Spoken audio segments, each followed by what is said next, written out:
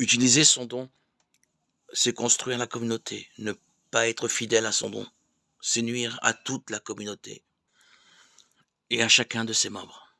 Il est donc important que chaque membre connaisse son don, l'exerce et se sente responsable de sa croissance, qu'il soit reconnu dans son don par les autres et qu'il leur rende compte de l'utilisation qu'il en fait.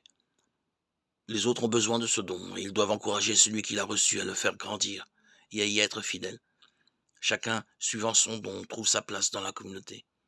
Il devient non seulement utile, mais unique et nécessaire aux autres.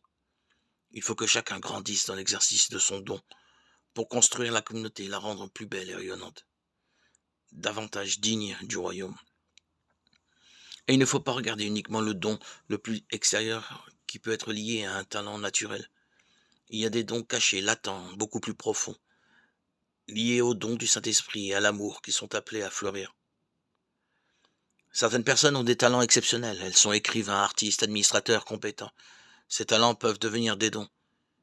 Mais parfois la personnalité est tellement impliquée dans l'activité de la pensée que des mauvais plis sont pris et que ces talents sont exercés plus ou moins pour sa gloire ou dans un désir de se prouver ou de dominer.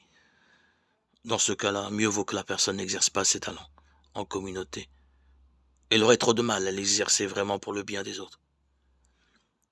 Il faut qu'elle découvre un don plus profond.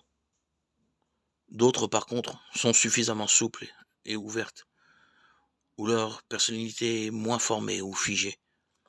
Elles peuvent utiliser leurs compétences comme un don au service de la communauté.